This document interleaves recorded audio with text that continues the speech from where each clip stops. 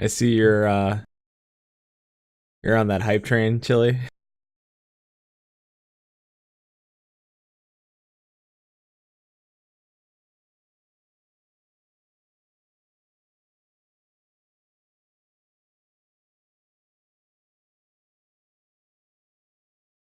Hype, hype, chugga, chugga, chugga, hype, hype, hype.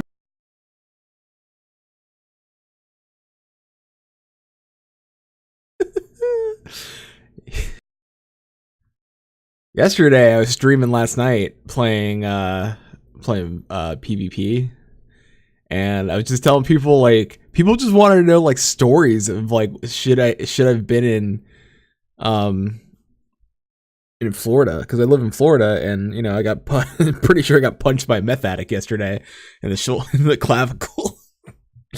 So yesterday everyone was like, "Do you have any other strange stories?" And I just went like start rattling off like crazy ass stories.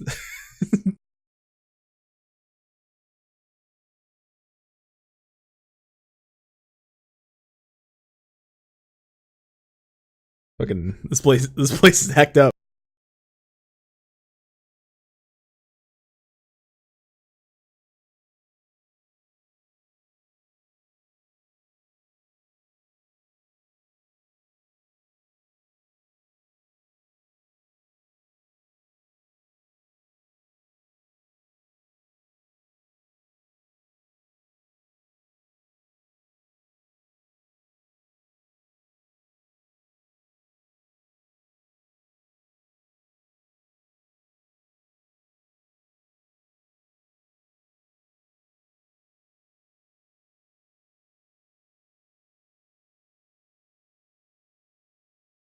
Sometimes it just happens. Yeah, I guess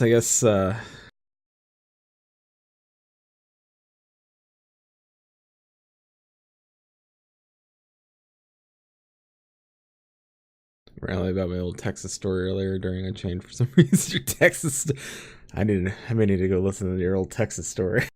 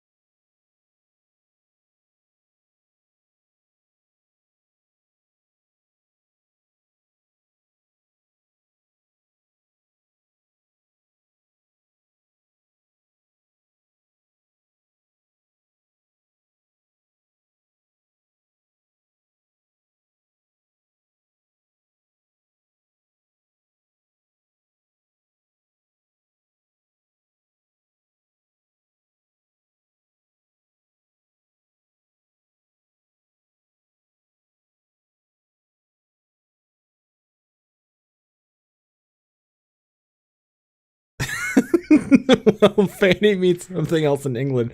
It does. I know what it means. So, doing some work for Red Cross, they asked me to stuff some fanny packs. Something else came to mind.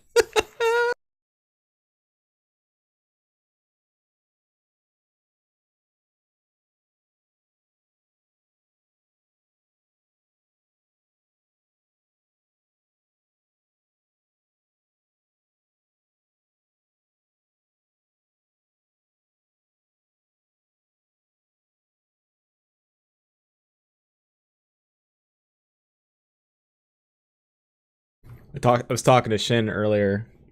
Actually, I'm gonna go grab my phone. But I was talking to Shin earlier. Shin's out. He sent me a video. He's out at this dope sushi place in the Bay Area, and like the middle of the plate was on fire, and I'm like, I'm so jealous of you right now. And he's like, it's so good. I'll be right back.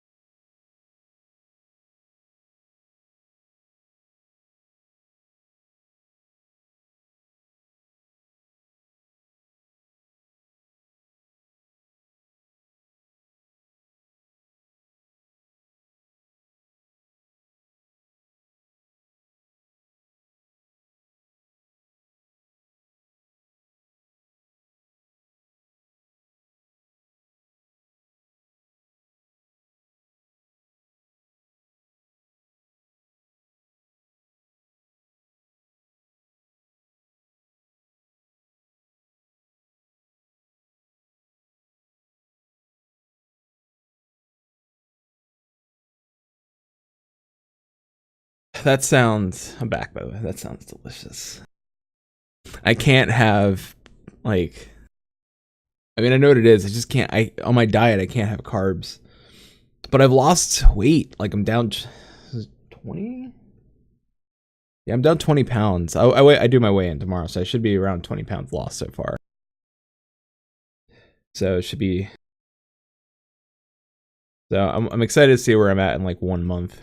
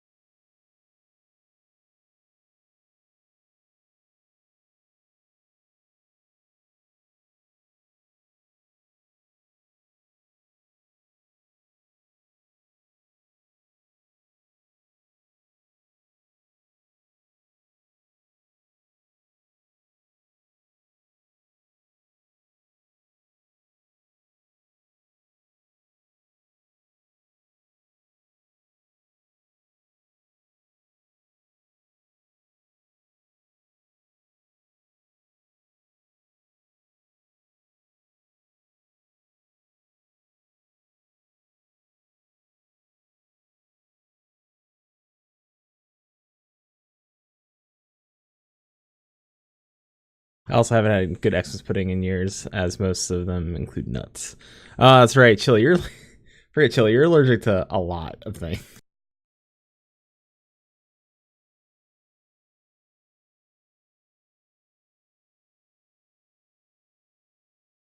Oh, hey.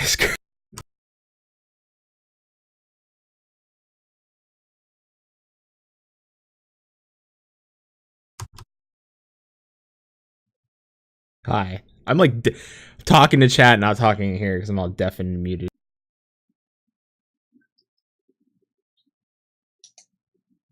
Hi, by the way. Hey, I was having the weirdest like position here watching the conversation because I had the Twitch chat muted. So I Oh, see Chili really? responding to you. I don't see you talking, but then I see you muted on here. So I'm like, what the hell is going on?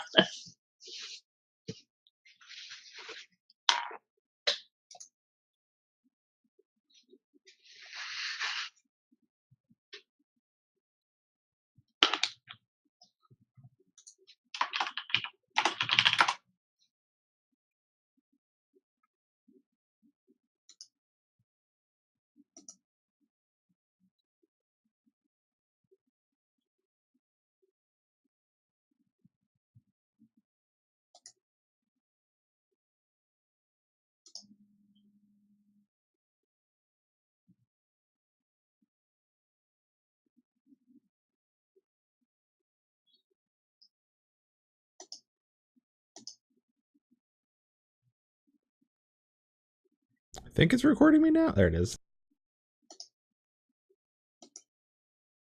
Can you hear me now? Yeah, I was just trying to make sure that my audio program was recording me and you. Say something.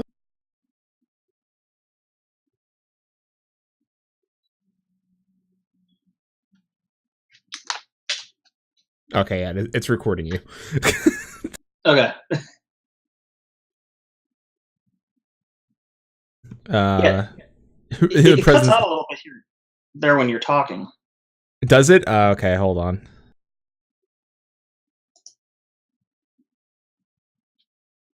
It's probably me. Time is it? I got 3 minutes. I can reset some stuff. Hold on a second. Last second fun. Reset that.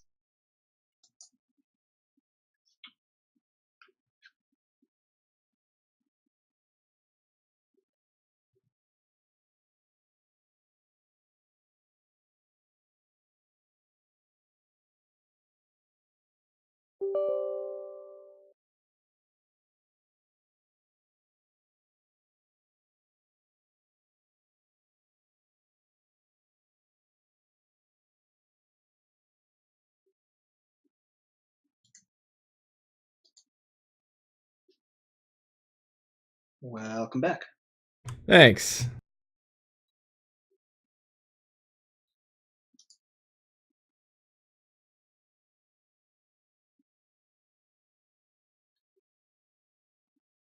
Let me know if you need me to mute or anything before you start with music or whatnot.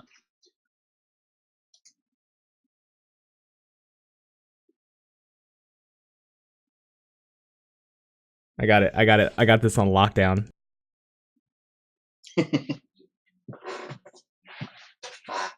I do have to test Mr. Sound again. Hold on.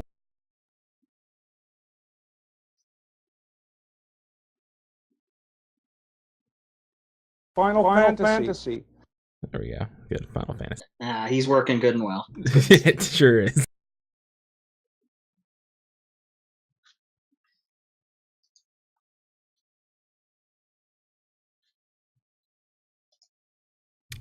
You guys got 33K downloads last month, so I'm giving away a $50 PSN voucher.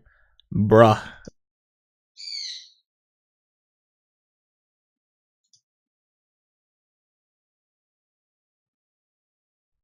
I want 33K downloads. I want that. That's my dream. And keep in mind, Chili's Mr. Big Time here. He's the pro. Hey, I when I called in the LBR earlier today, hey, it's Flat. I just said it was Flatus, right? And they was like, it's Flatus from Maelstrom Radio. I'm like, oh shit, they know. They know me. What do I do now? Oh god. Dude, I was hyped when somebody said he's like, I know LBR and Maelstrom Radio. I'm like, really? That's the first two? Like LBR, yeah, but I'm like, really? We're the other one? Holy shit. Oh, you mean that Invictus guy? Yeah. Yeah. He knew you two right off the bat. That was pretty awesome. I was like, fuck. I actually hope he tunes in tonight. It'd be cool to see him there. Yeah, I mean, I sent that to Shin, and Shin's like, huh. Sam 310007 says, I hear a burp. It is a burp. Yeah, that'd be my burp.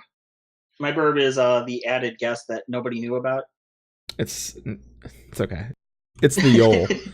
It's the Yol from. She makes guest appearances on any other podcasts, so I figured, why not bring her along? It's Burb from. It's the Yol bird from Bardo. It's actually my Zervon burb. Fucking.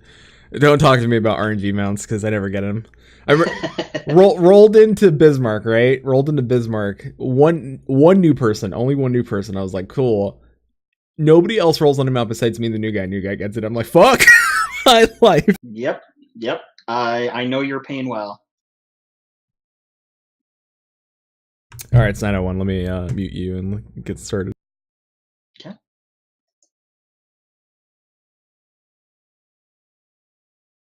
All right.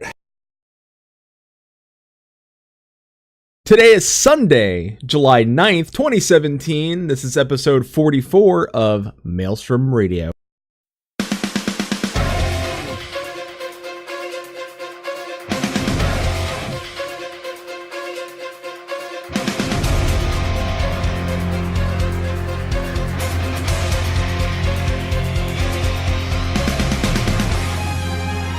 Maelstrom Radio.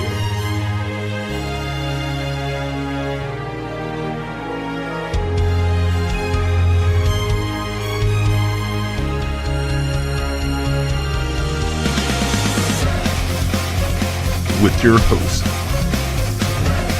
Flatus and Shinder.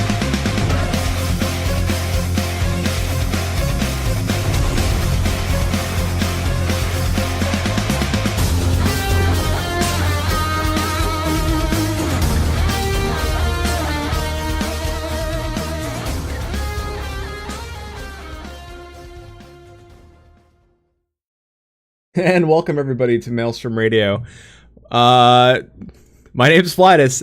With me, Shin's not here. So, Shin is out of town for work purposes. And so with me, this host I did have something written for you, so you know. Oh no! Please go on. I want to hear this. Perfect. Good. This host, I feel bad. Oh, you're so nice. This is the first time I'm like, he's so nice. I don't want to do the joke. No. Please go ahead. Be as mean as you like. I welcome your hatred, your anger, your awfulness.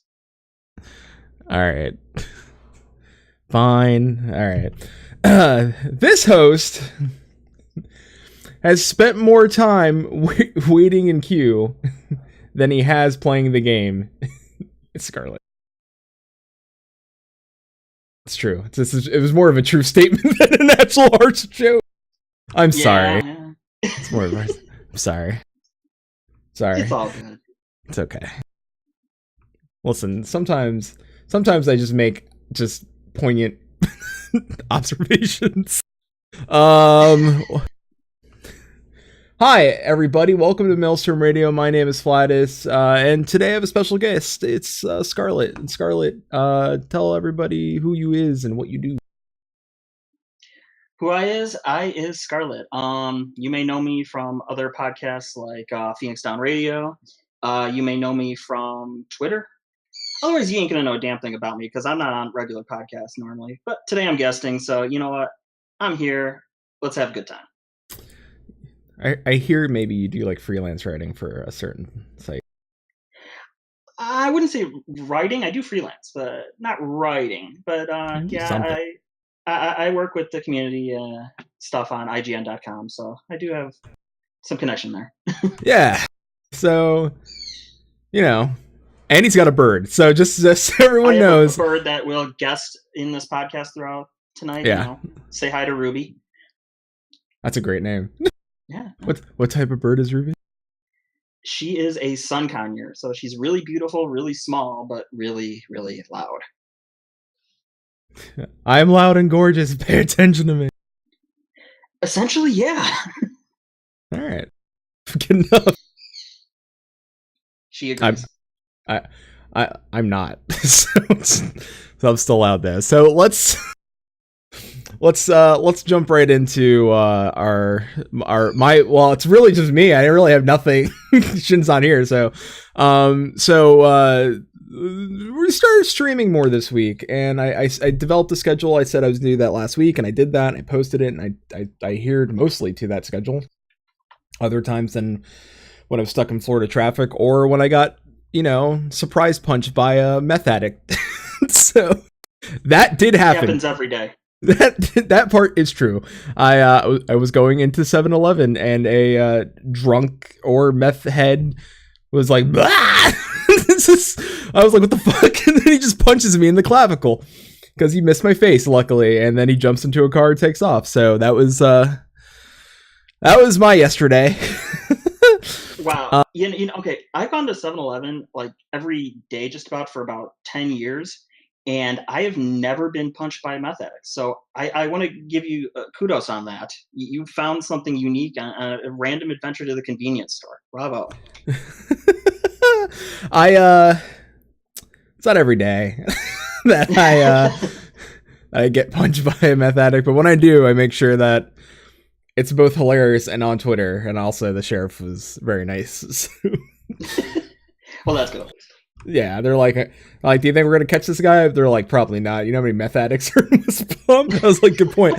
Fair enough. Didn't have to tell you more than comfortable I'd be by that info either. Yeah, listen, I posted this on Twitter, but it's true. Don't come to Florida. If you live in Florida, if you're one of our listeners, you probably agree that this place is Thunderdome. Okay, 2 men enter, 1 man leaves. Welcome to Florida. Anyway, so you guys know, I'm streaming Final Fantasy XIV on the Maelstrom Radio site. That's because we got a sub button, and I want to thank we appreciate. We're up to 11 subscriptions, and that's phenomenal. That is shocking to me that people want to pay us to do this, and not only this, but also the other stuff like the extra streams and stuff. I want to earn that subscription, so I'm going to stream more. I'm also going to stream a variety of games because I'm not dumb. streaming a variety of games gets more views, more people interested in us and Final Fantasy 14. It's a thing. So I'm streaming Darkest Dungeon, Final Fantasy 14. Friday nights is game nights. So if you want to come here, usually I think like last week we had Leak Weeble, we had a few people from the FC. We were all playing Jackbox party games. It was freaking hilarious. So if you want to come play Quiplash or Fibbage or Murder Trivia Party or anything like that, come hang out on Friday nights if you want to do game nights. Leak is also in chat, so so she could absolutely tell you how much fun we had on game night. So if that's something you want to be a part of, that is something that we do with our audience. You can hang out with us, and all you need is your smartphone or you're sitting at your PC. We give you the code, you just hop in and you can play. It's up to 8 players for some of it, so it's a lot of fun. We had a blast. So there's not much more than that. We did, the FC beat Omega. That's not big, but we're going to talk more about that later.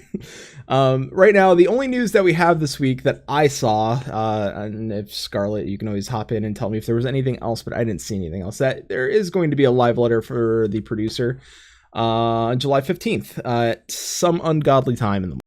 So it's like 5 a.m. Eastern or something like that. Yeah, it's 5:30 in the morning here. So good luck staying up for that. So, oh no, I'll wake up and I'll be like, geez, and I'll be like, I should have just slept because I could have just gotten all the information from Marco and Gamerscape. But you know what? I feel like if they're gonna do the work and I can't translate Japanese, I'm just gonna show up and stare at my screen and dive, sleep at my computer. It's done in good faith. So, I mean, you're doing it for the community. Think of it as a noble sacrifice. Yeah. That's welcome to Maelstrom Radio. We're just a noble sacrifice. We're all about that nobility here. Speaking of, oh god, I don't want to transition that way. That's horrible. Speaking of sacrifice, I feel so bad. I feel so bad. Oh no. Why? No. Ignore that part. But I'm gonna have to make an ask, and I'm gonna make this ask because, like last week, I said I give a shout out to JVNK Cat for her art and her commission because I think she does great work, and I still think she does great work. So I think you should still go check that out if you want a commission of your character or for an avatar or whatever, or website if you need something, or if you're a Twitch streamer and you want an avatar, go see her. She does great work. Or the same for the Stage Reborn and the fact that those folks need a laptop so that they can continue doing what they do with Final Fantasy 14 and putting on theater. This time, this is a little different. Angry Cinnamon Bun, or Cinna on Twitter. She does art. She's a great person in the community. She's fun to talk to, and her parents need help. And she set up a GoFundMe secretly to help her parents, and I donated to it. And usually, if I and I've said this last week, if I do something on the show, it's because I'm putting my money into it and I think that it's a good cause, and this is a good cause. So you're going to see it on our Twitch stream. I'm going to keep it in there until it's funded. So as long as we're live and we're streaming, you're going to see the link to Cinna's GoFundMe page for her parents. The audio cast, you guys are listening, it's www.gofundme.com/Cinna Parent Relief Fund.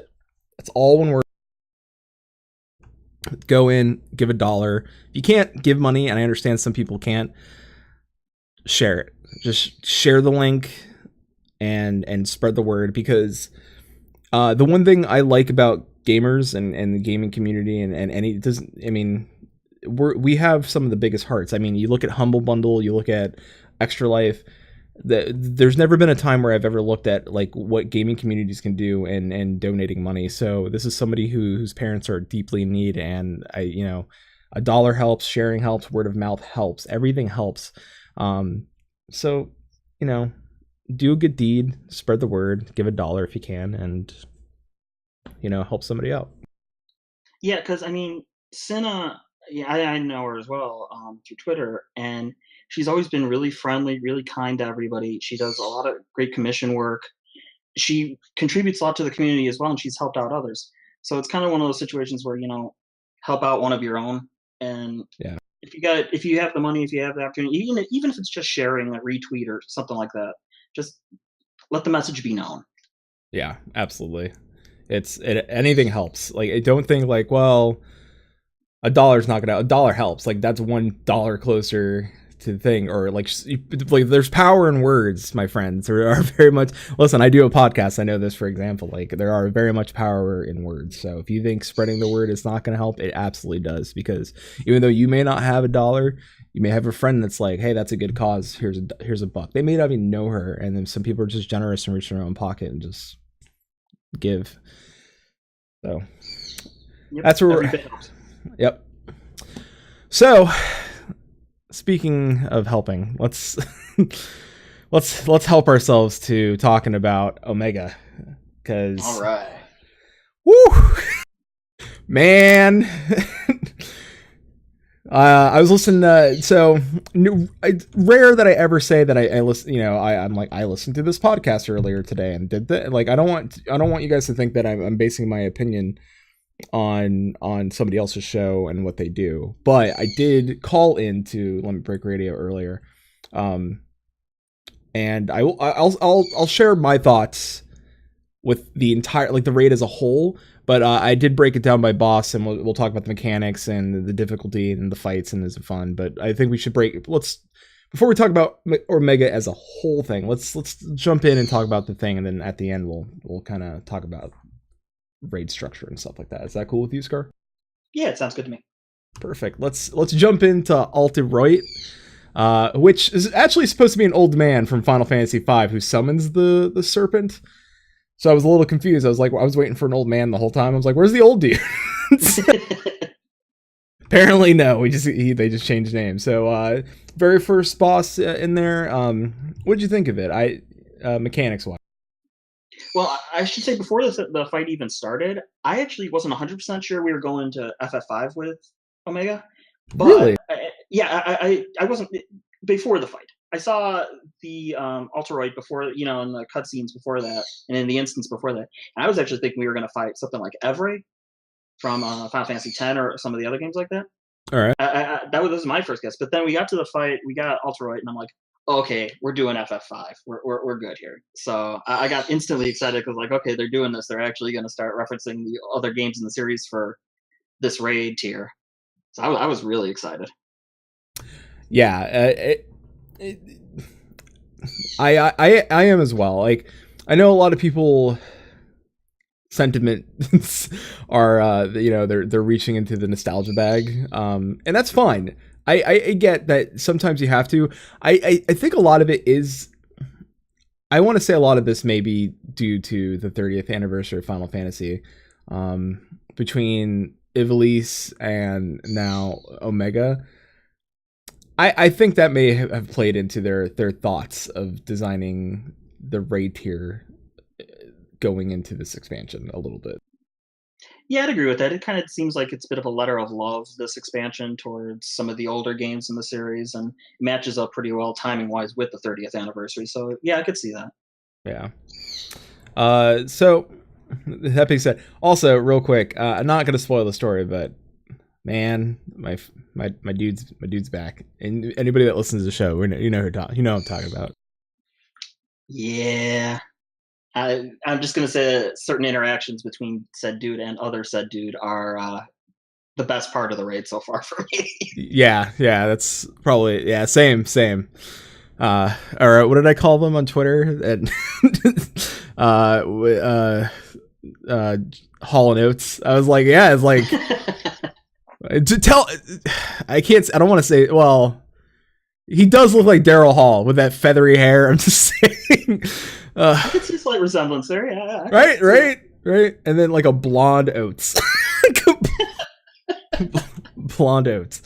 All right. So Altiroit, mechanics wise, did you think the mechanics were? I think All right. Yeah. Mechanics wise, there was an ease in to a raid boss, I think, this time around.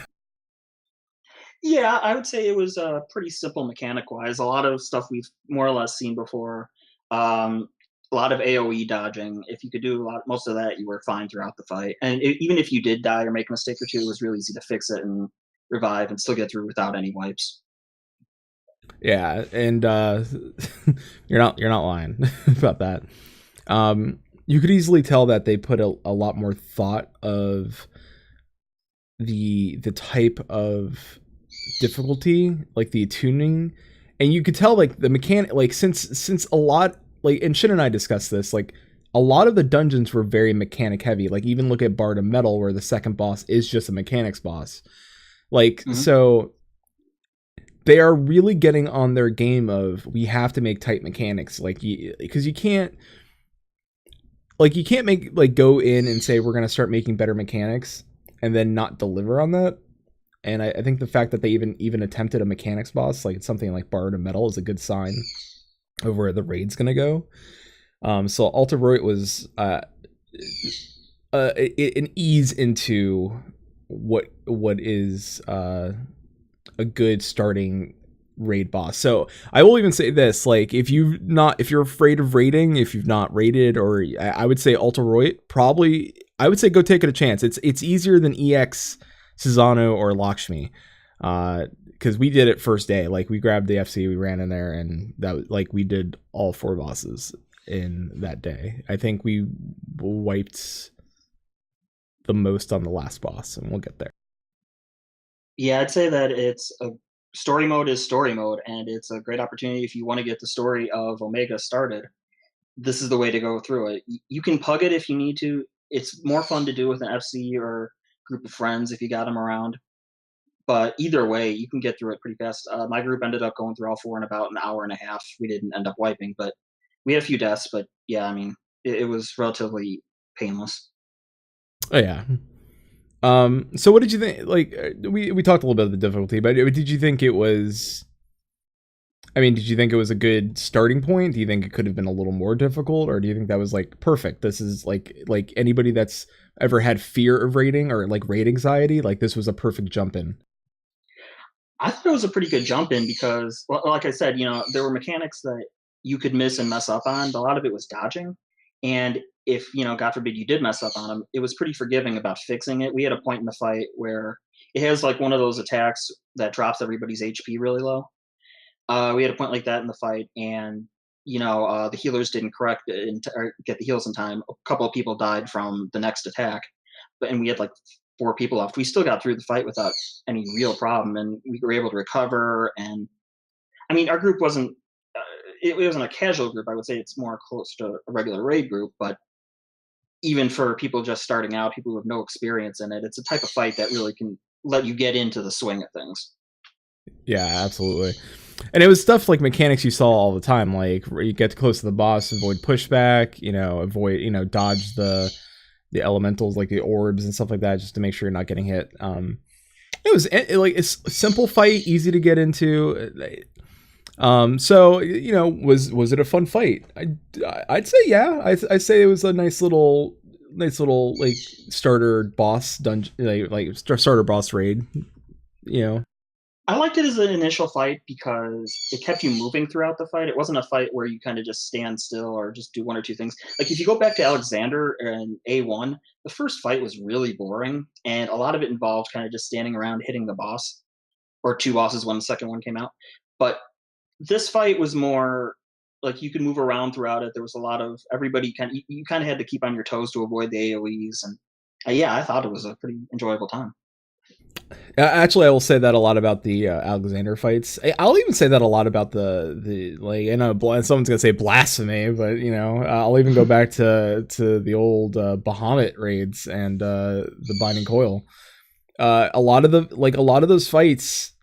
I mean, you have to look at like, oh, it was tuned difficult. Yeah, it was tuned to be difficult, but the mechanics weren't hard. And if you want to come at me and say like elitist, I'm like, no, I rated in WoW and I rated in a lot of other MMOs. Just, I know what mechanics are. Like, I'm just an MMO veteran at this point. And like, I just like, all right, well, none of this is super difficult. It's just tuned to be difficult. Where this is more of, it's not tuned to be difficult. You have to pay attention to the mechanics, or you can die. Like there are those points, like you said, there's those points where like your health drops really low, so your healers have to be on that like, you know, like shielding or you know, getting everybody back up to a reliable health point, and stuff like that. So yeah, so I mean, good starting point. Loved it. Let's move on to, and I will say this, yes, catastrophe. Woo.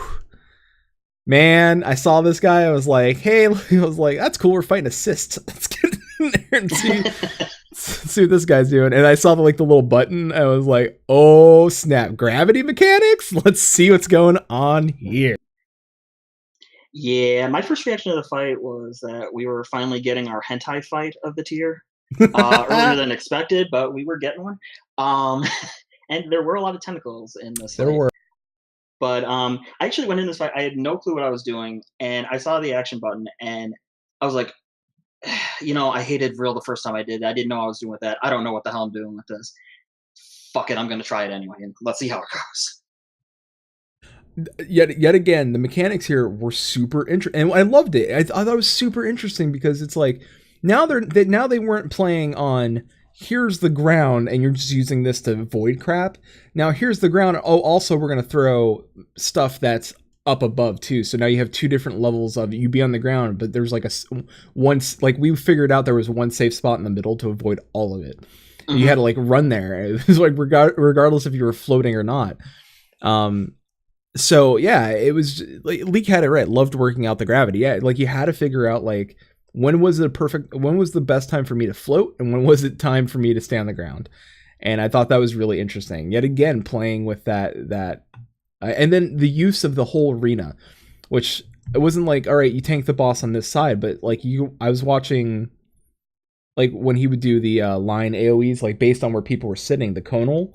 And like you would sit there and like we were at first, we're like, people were spread out and they're like, why is this thing hitting us? Like we have no place to go. And they're like, wait a minute, stack. And then they realized like, oh shit.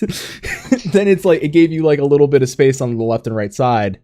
And I was like, that's genius. That's a smart way of using the entire arena and making like using the different planes, like the Z axis, like the up and down. And I was like, that's really smart. Like if we can get more of that, I'm down. Like I would be down for stuff like that where it's like using more than just this and this. So I liked that it was a really clever fight in terms of like mechanics, like you mentioned. It starts off and you think, okay, I'm gonna need to be in gravity the whole time because the first few attacks are all ones that hit the ground, and you know you're kind of thinking, okay, I gotta stay up. But then as it goes on, eventually it's like, nah, you ain't gonna be able to stay up here this whole time. You gotta know when to go up, when to go down, when to go middle. And then you have to know when the tentacles pop up, which are the ones has the eye missing, so it's stacked there. Like it kind of, as the fight goes on, it gives you more and more things to look out for, and you have to, you know, especially the first time, you kind of just have to trial by error and learn it. But as you go on, it gives you like you start seeing, okay, you start learning, you start getting it, and eventually the mechanics become easier and easier to handle, and the fight becomes easier itself. But that first time, that first time is it was a rough one. Yeah, same for us. We were like, we were just consistently floating. Like we're like, I guess we're just set to stay in the air. Not realizing that the white orbs were above us and the purple orbs were on the floor. We're like, why are we taking so much damage? Why? And then like half of us were floating, the other half were not. We're like, we're always dying. Why are we always like, we're trying to figure it out. And then eventually, and then same with the tentacles. Like, I was like, all right, guys, wait, we think like, there was one point where we all like we got this. Everyone stack on the eyes. and we're like, damn, like, dude, we just ate all that damage. I was like, well, that's not it. So like, it was really fun.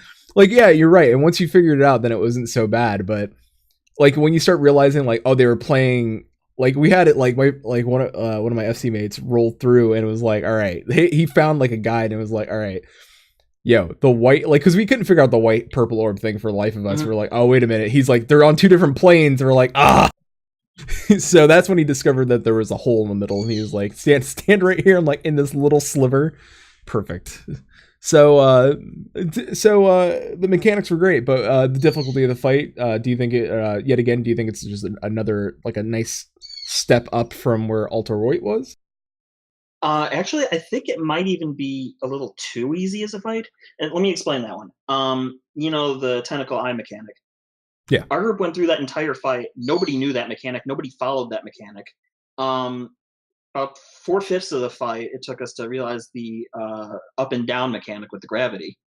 So we went through the fight. We made a ton of mistakes. We were hit by so many debuffs, so many attacks, and at no point did we come even close really to dying. We didn't wipe at all. We easily, the healers handled it easily. Everybody was able to get through the fight. So I think that fight might actually be tuned a little too low, to the point that it's hard to really get killed in that fight. Not hard, but I mean it's not as punishing as it should be, maybe. Okay. I mean, do you think they maybe like reserved a little bit because of the idea mechanics? of because they're like, all right, well, since we're playing with two different planes here, like the floor and then up floating above. Do you think they're like, maybe we tune it back just a hair to Yeah, give people a chance? I think that definitely had a lot to do with it. I expect if when Savage comes out for that fight, that mechanic is going to be completely brutal, and they're going to be almost unfair with how difficult they make it. I have a feeling as well. I have a feeling when he does the what is it, the 100G or whatever to pull you down, I think there is going to be a lot. They're going to expect a lot more out of you. Better know when you should be floating and when you should not be floating, because Yeah. because there is a lot of like leeway with like, I'm floating. Oh, okay, I took some damage, but I'm okay. So Exactly. yeah. So all right. Well, yet again, was it a fun fight?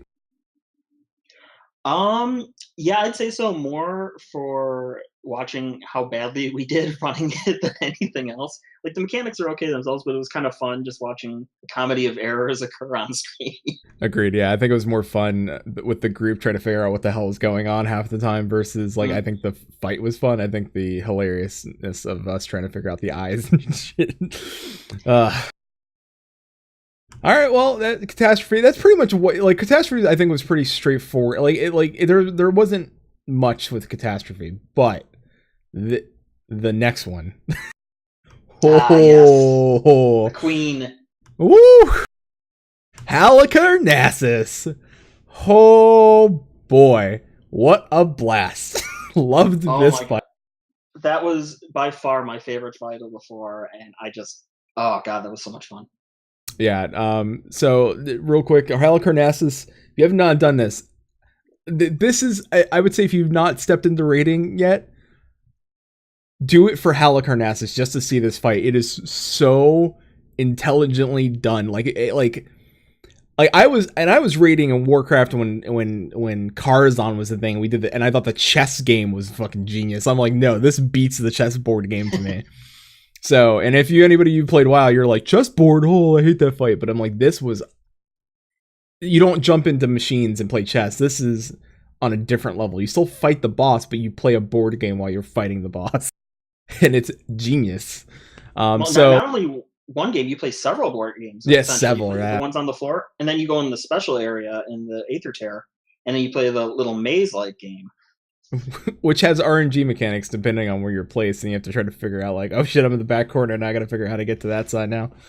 But once you know the pass, now my thing is, I wonder if in Savage do the pass like, I wonder if they rotate and change and stuff like that.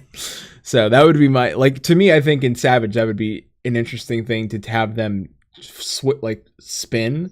Or like have them have like loop you back around, and you're like, haha, fool, you didn't time it right. Anyway, like something in there, yeah. So I was gonna say that the mechanics are like she would start the fight, and all of a sudden it was like, all right, well, welcome to my board game. You're like, okay, like hello, welcome, all right, and then you would go through, and the next thing you know, the floor is just flipping over, and then you're like, all right, and then you see like these blue, and you're trying to figure it out. Next thing you know, I was getting poked in my aura butt with giant spikes coming out of the ground. I was like, I didn't know how to stand in the blue. I probably should have figured that out, but I didn't at first, and then I dragged her over. And then she's like spawning a dragon chess piece, and then next thing you know, the board flips back over, and then she's like, you gotta go then you have to figure out, she puts symbols of a shield. To remember this, a shield, a sword, a clover, and I think it was another shield or another sword, or it would depend on the group. Sometimes it would be two swords, or like a arrow, like a bow and arrow, I think. And then you'd have to sit in what, like, they were color coded as well. So you're like, if you were a tank, you would sit in the blue. if you were melee DPS, you would sit by the sword. If you were a healer, you sit in the clover, and if you were a ranged damage, you would sit in the arrow or whatever have you. And I thought that was really interesting because it was like we were like, wait a minute, and then all of a sudden we were like, oh wait a minute, stand on your symbol, stand on your symbol. And I was like, this is just fun. Like, I didn't mind dying because I just enjoyed myself playing that fight. Like, if we did die, we're like, we don't care. This is great. Let's keep going. Yeah, two things about that. That part, like, I was kind of lucky. Right away, I noticed it was similar to the various job classifications. So healer, tank, melee. So Yeah. I knew how to handle that mechanic right away. What I didn't expect was the frog mechanic on top of it. Which the first time she casted it, there was no frog on the field. You just got to make sure to get by her and not pay attention to the floor at first. Get behind her. Then after that, go back to the floor, get on the right symbol, and then take the attack. But then later on, there's an actual mechanic where the floor turns all frog, and you have to make sure you're in front of her for that attack, so you get turned into a frog, and then take the next attack. Otherwise, if you don't get turned into a frog, you get hurt by the panels. Yep. Boy, did I love that. I loved when you're like, stand in front of her, stand in front, become a frog. And I was like, yeah, I'm a toad. I was so happy. You have no idea. Like, when I run Palace of the Dead and we're like, oh, you got the toad trap, I'm the happiest person in the whole world. Like, talk about, like, I don't even give a shit. I'm just like, I'm a toad. I'm like, I'm bouncing around. Like, I'm so happy. I'm like, hey, I'm a frog, everybody. And then, like, people are dying. I'm like, I don't care, frogging. Most fun I've had as a frog since Gilgamesh. True, right? And that's the thing too.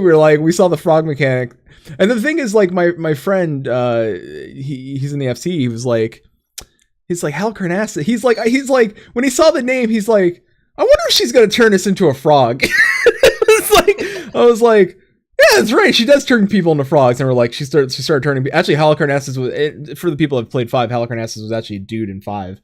But they made her the queen and a woman in this version, and so, like, we were like, wait a minute, there are frog mechanics, and I was like, I'm really happy. Like, so there's one thing I could say about this, like, you know, because nostalgia is a powerful thing, and people that have never played Final Fantasy V, they probably won't pick up 5. Maybe, I don't know. It's on Steam. Go get it if you want it. But I will say this. If you know those fights and you know those callbacks, it is very interesting to see that they said, hey, listen, we're going to take those mechanics from those fights and put them in an MMO way. And that was so cool. It was so smart. I loved it.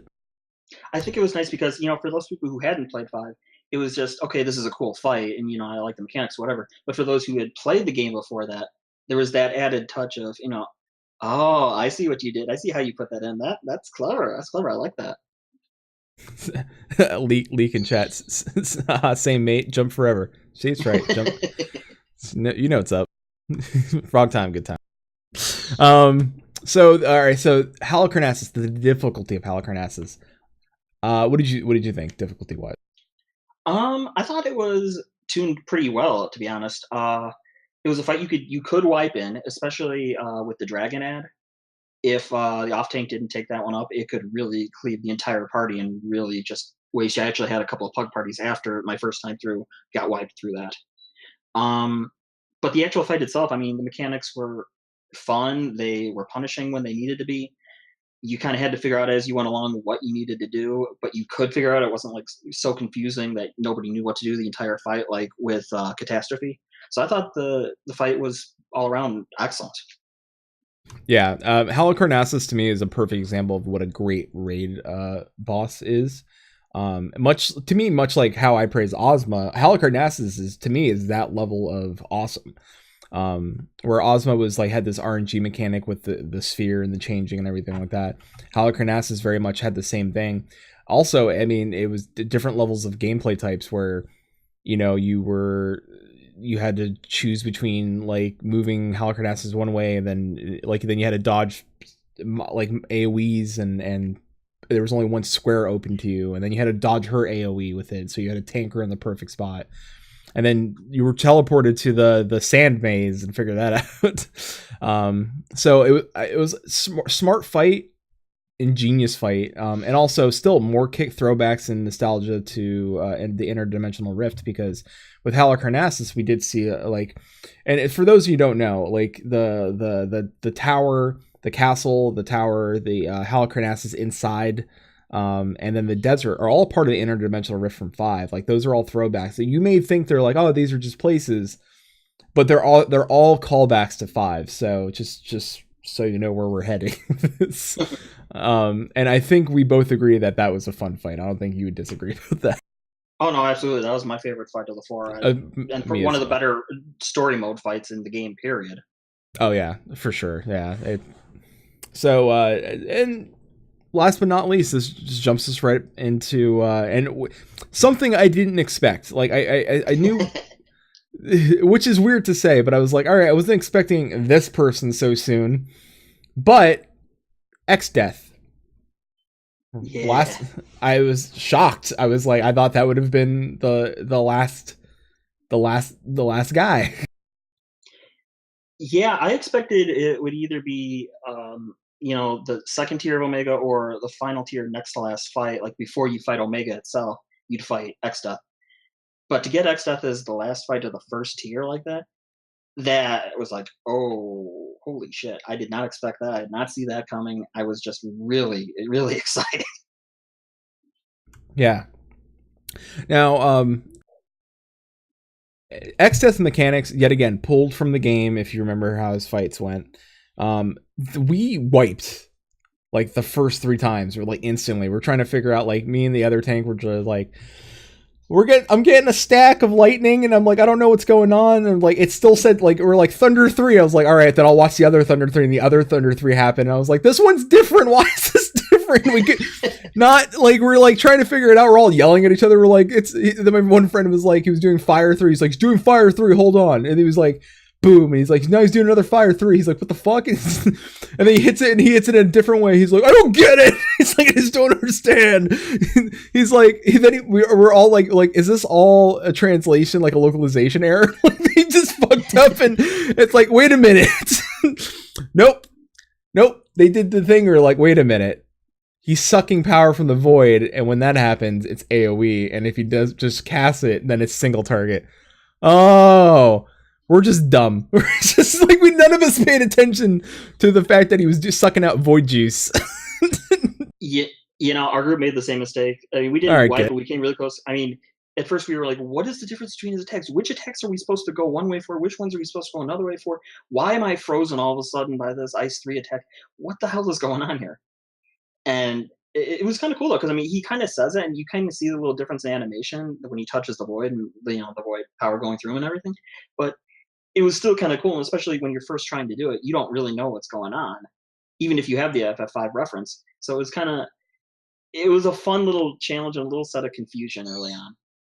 Yeah, and the tank swap was really nicely done. The only thing I think we had issues with was when he popped, like when he was about to charge the Thunder 3 AoE bubble, you didn't know how far you had to run out. Like you're just like, all right, I think I'm far enough. Like you think you're like just right outside the bubble, and then you still got hit with it. And you're like, damn it. Like I wish there was some sort of I mean, it's cool. Like you didn't want to give telegraphs. That's awesome. And it was cool. It was interesting to see like, all right, the AoE blizzard's coming, so don't like move around, or it's like that way you get hit, or Fire 3's coming, so stand still and don't do anything, so you don't like. So once you knew the dance, Exdeath was fairly easy. Yeah. So, and then I got the minion, so. Oh, well, excuse me. I was not so lucky. I rolled a 2. Oh, no, that minion drops, and I rolled a 97, and I just typed, good luck, everybody. And then one of my friends is like, what'd you get? I was like, a 97. He looks, he's like, well, fuck. He's like, if I roll a 98, you're screwed. I'm like, well, that wouldn't be not normal for me. So, that would... Remember the great Bismarck burb of last couple months ago. So difficulty wise, I think once you knew the fight, it was okay. It wasn't too bad. I think it was pretty, but still a fun fight. But difficulty, I was like, all right. I think up until you knew the fight, it was ridiculous. Like I said, my group had so much confusion. The first part we were okay in, the second half of the fight, when he starts putting the various orbs out there and you can't touch any of them, and then when he does the decisive battle attack, and you have to go to that one area, and he's got the AoE in the middle of the mine AoE, and you gotta kind of stay away from that and get out of the AoEs. That part got really hectic. I ended up dying like a half dozen times in that part of the fight alone. And then there was the part that, if you didn't notice, the arena opens up so you can fall off. Yep. I didn't notice that, so I just kept running, and then, oh wait, shit. I noticed that too, and then we realized, because there was that one point where he did the pushback, and we're like, uh-oh. Like, this is my first thought. I was like, he's doing a pushback. I wonder. And I was like, and then I saw the barriers for all. I'm like, guys, watch out. Our first time, we got all knocked off. I was like, all right, well, we got to figure this out. But then once you figure it out that it's not that bad of a pushback, and you just got to get really close. Like, not like tight and close, but close. Yeah. Close. Like, you don't have to be right under his nutsack, but you got to be right there so you don't get fly right off. But it was a fun fight. Like, yet again, like, I think just like the last three, I think it was a fun fight. And I think once you knew the dance, difficulty wise, I think Halicarnassus was maybe still a little touch harder than Exdeath was but it was one of those things, once you learned it, then it was like, all right, then I see what this is.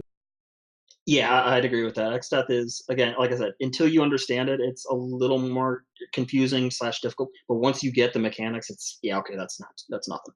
Yeah, but all in all, I think overall, the first floor of Omega is a good entry point for raiding. I think if their goal was to reinvigorate the raiding scene to get people into raiding, this is a good way of going about it. I still have issues with how they handle raiding, but as a difficulty point in getting people into raiding, I'll say this: if you have raid anxiety, if you're afraid of raiding, if you don't think you can't keep up, if you've went through Shinryu and Susanoo and Lakshmi, you can easily, especially Shinryu, if you can handle Shinryu and you got past that, you can easily handle these bosses, and start getting some 320 gear pieces. So I would say, don't be afraid to jump in. I would say, maybe ask a couple friends and see if they'll go with you, or ask your FC and make that jump. I think that you'll have a good time. And I don't think this is going to be like where Alexander 1, where you're going to have like the third boss. Although the third boss was, I would think, the more difficult of all the bosses. Pepsi Man. But it's not going to be a stopping point for raid groups and be a static killer. So,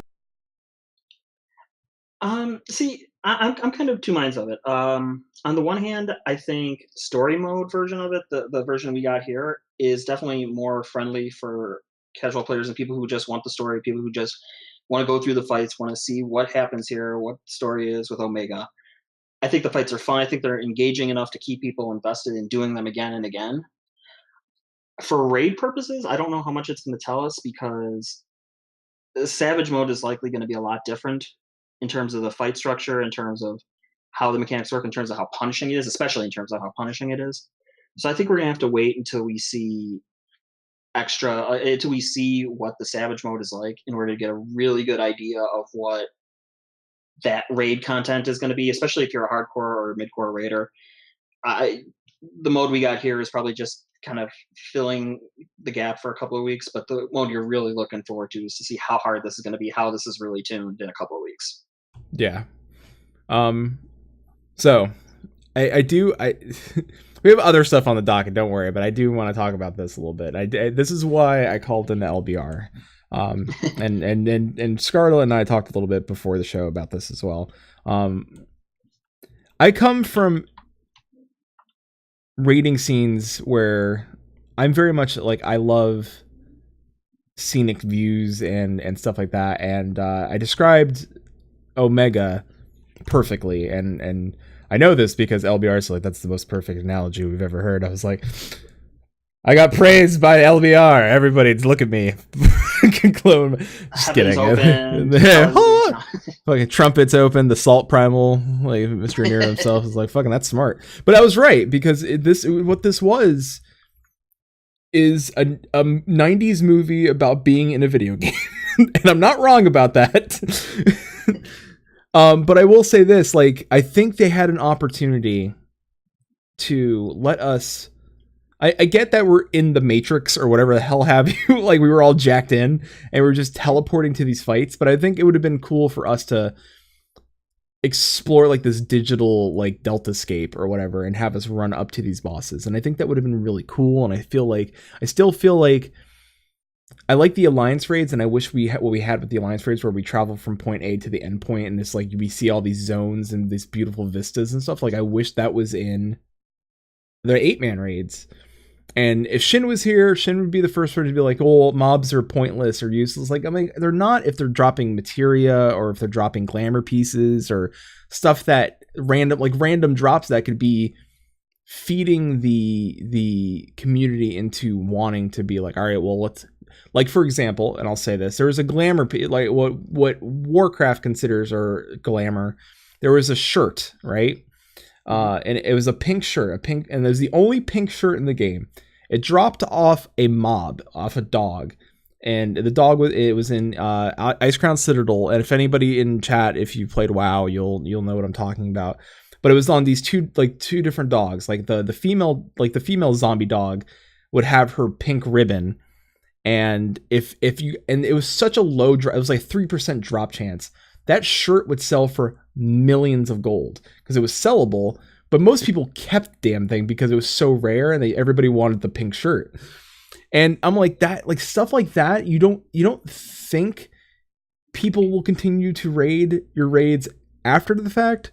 I guarantee they will, because I did for 4 years after that raid was released. I would go back in there for two things: the mount and that pink shirt. Because it was so rare, and I was like, I want the pink shirt. I don't care. My orc my orc warrior named Flatus wanted the pink shirt because I wanted the pink shirt. I wanted to be the orc warrior and the pink shirt because that's the type of man I am. And I was like, I don't get judged by a pink shirt. I'll still leap across this room and kill you. I don't play WoW, but I would probably go out of my way to get that pink shirt just to do my Vegeta cosplay. Yeah, I mean, it would be perfect for it. I would totally go out of my way, even if I, had done the fight 100 times, whatever, just to get that shirt, because that's an incentive to me to do something that would be kind of funny, kind of goofy, but still kind of a sign that you got this. That's pretty cool. Yeah, and like that's what I liked. I'm like, I liked that the raids were explored. Like they were these massive zones that you could go and explore. To me, it felt more a part of the world. Like I understand like the Deltascape is like a digital space, and that I get, but it almost begs the excuse of like, well, since the digital space, like there is no place for you guys to run around like Alexander or like Binding Coil, where these physical places. This isn't physical, so this doesn't exist. Sure, but then that begs the question. I'm like, are these then raids or just, hey, we made 4 trials based on Final Fantasy V with cool like a side story? Yeah, I mean, I'm kind of of two minds of it. I like that, in terms of when you get to probably the Savage portion, you're probably going to want to skip some of the mobs and some of the other stuff, but they could do that automatically anyway. But for these fights in particular, when we did Coil, you had little parts leading up to each of the big fights that were you kind of got to see around the area, look around as you were fighting, take pictures. When you were doing Alexander, even, there were parts before a lot of the fights where some of the areas were kind of ugly, but that, like A7, when you have to go down those, when you slide down those railways, and you got to see the huge city in the background.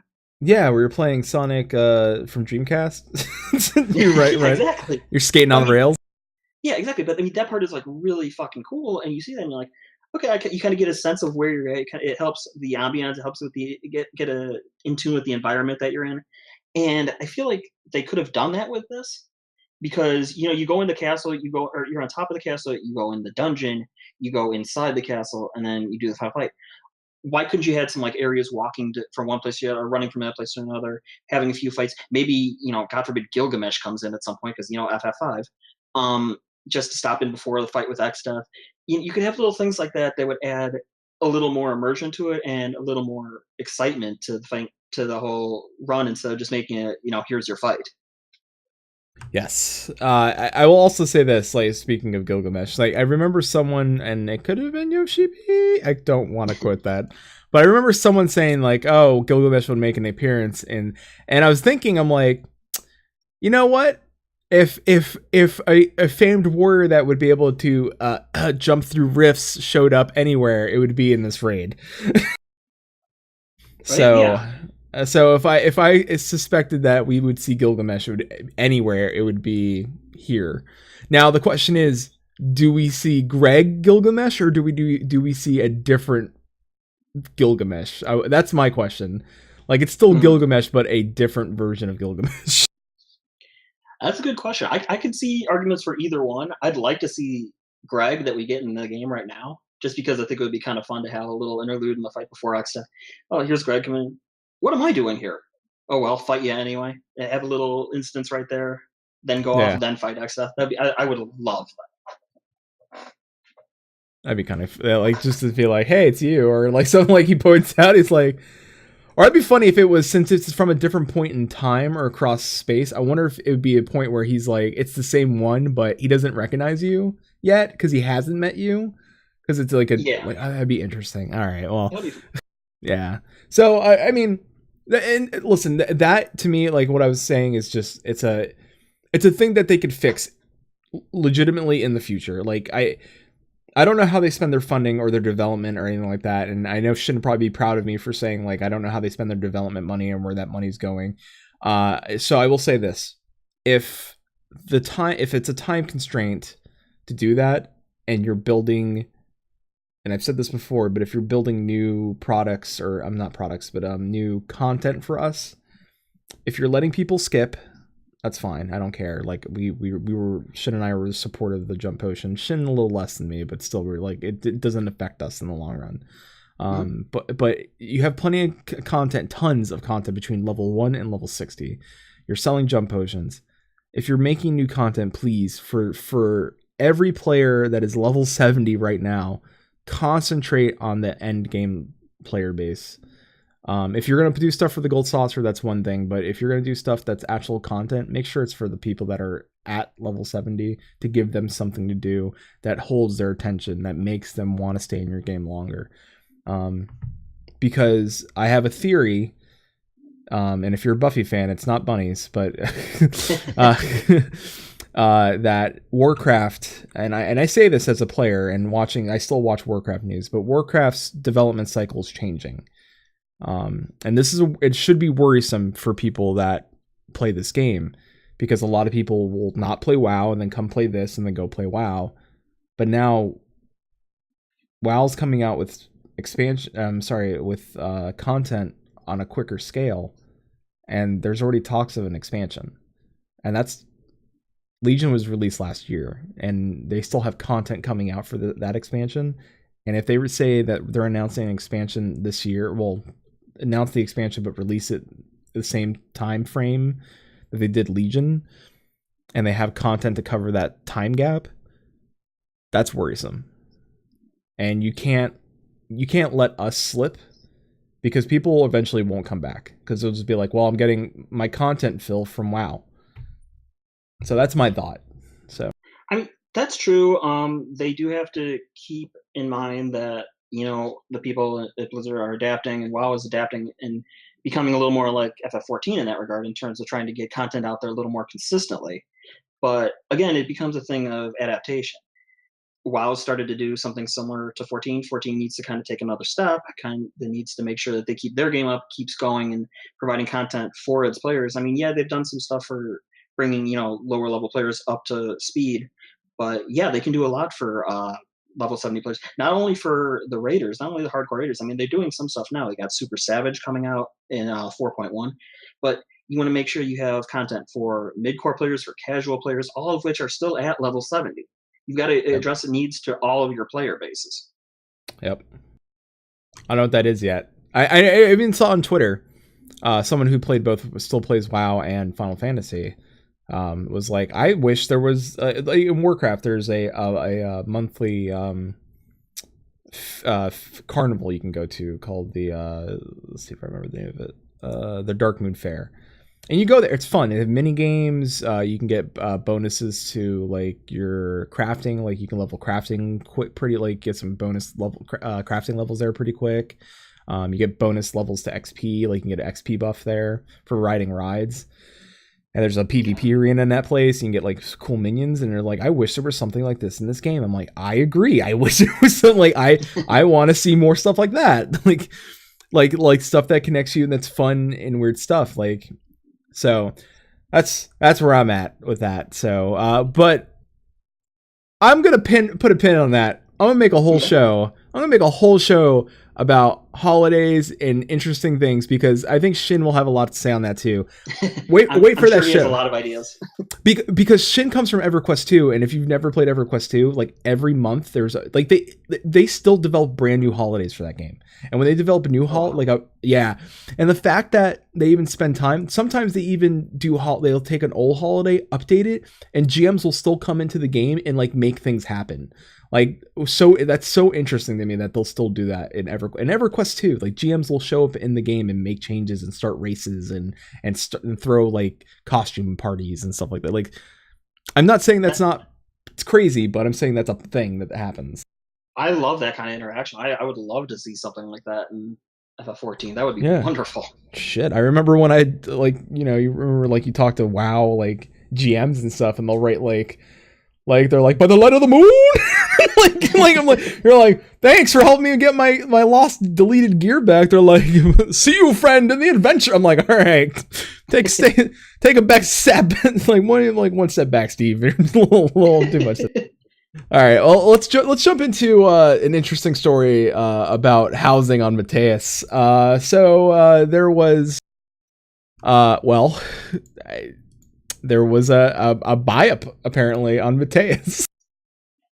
Woo! So you brought this up to me, so you want to go ahead and tell everybody what's going on? Sure. Okay, so prior to 4.0, the devs came up with the idea that you could have congested servers, and there's also servers that are more favorable, and you could transfer from the bigger ones like say Balmung or Gilgamesh onto some of the smaller servers that could use more people, like Coral, Mateus, stuff like that. A lot of the people that did that transferred over because they thought, okay, I want to get a new house. I can't get a house on Balmung. The place has been stacked forever, and I don't want to wait till new housing comes in. So I'm going to go to Mateus. I'm going to buy a house. It'll be cheap. It'll be easy. Everything will be set. Problem is, a group of them came to Mateus, and they found out that one of the housing ward districts was bought out completely by two people.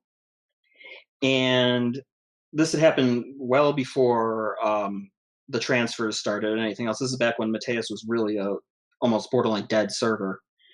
So these people went out and bought basically the entire housing ward district, and there's like 28 places or something like that. And the people came transferred in, they found that, and it became kind of a shitstorm of people saying, why do these players buy up all the houses? This is ruining our ability to buy houses for the game. We have a right to houses.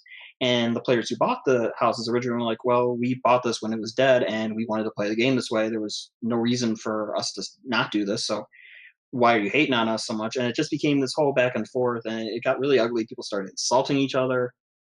It got bad enough that even some professional websites noticed it. Kotaku wrote an article, like you mentioned, about the whole housing situation. So, I mean, it really highlighted kind of a major issue within a smaller community, and people are still kind of divisive about how it should have been handled and how it should be handled going forward. So, I don't know. What do you think about it?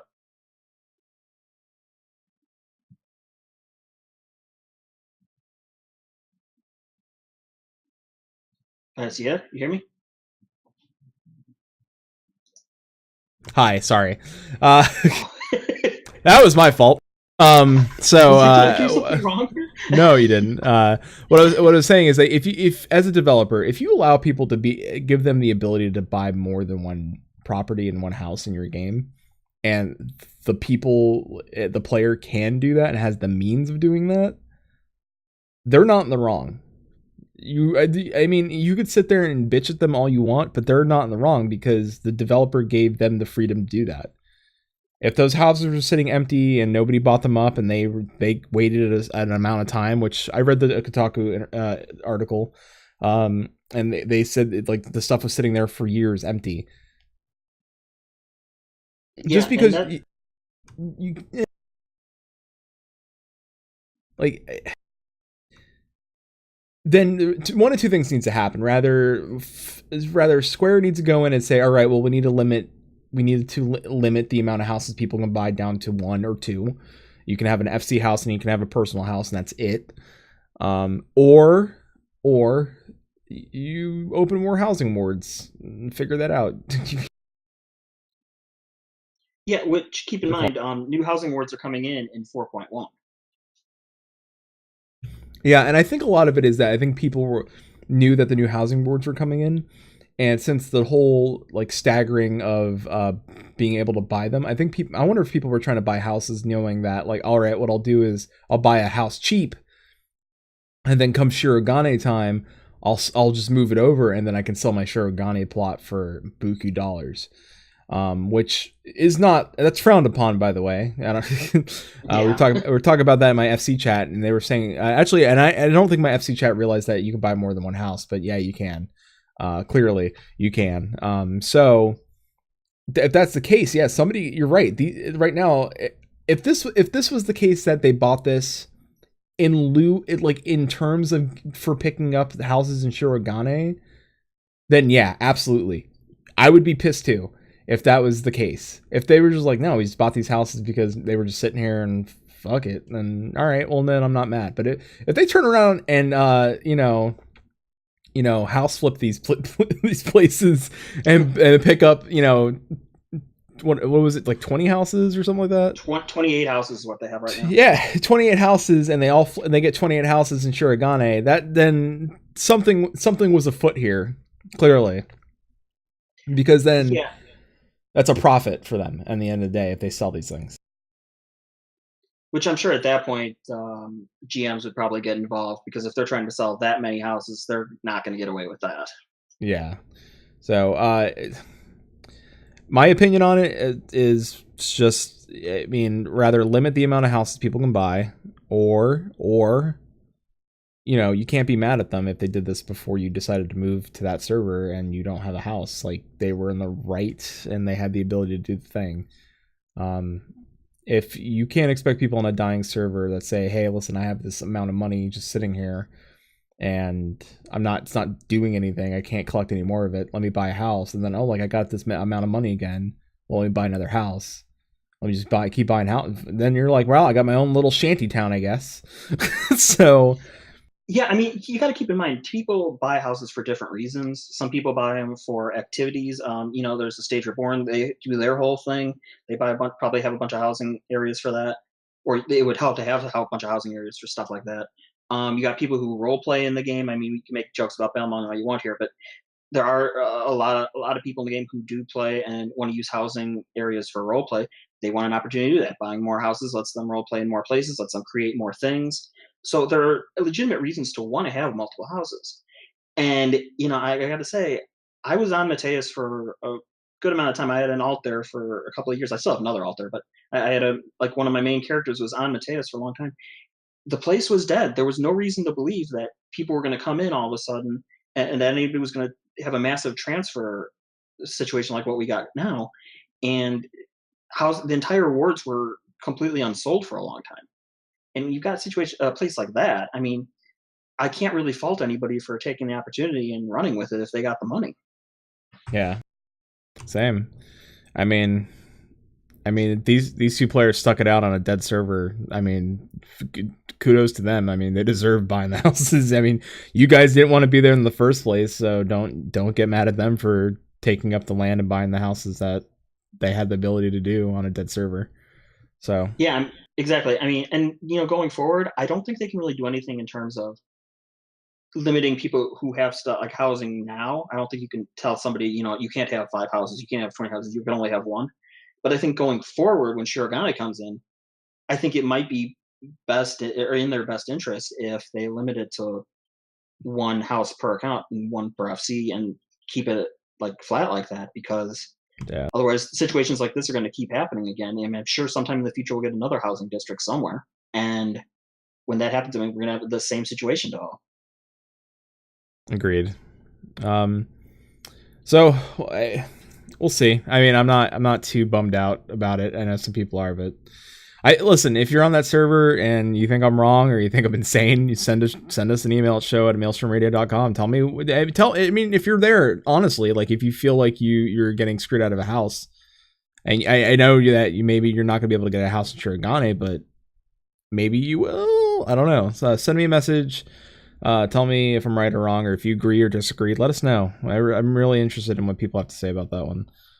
Also, what your thoughts are on the rating as well. I'm kind of interested in that. And last but not least, I think we'll roll through this one pretty quick. It's just player sentiment of Stormblood. It's a mixed bag currently. Not to say that it's good or bad. I just think maybe it's different. Like I feel like it's different than it was in Heavensward.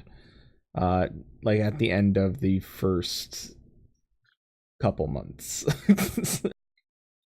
I mean, I think the big thing is that the player base is maybe a teeny bit more jaded or more cynical than they were before. But I also think that the expectations have risen as well, because when we went into 3.0, we didn't know what an expansion was going to be like for this game. We didn't know what was ahead of us.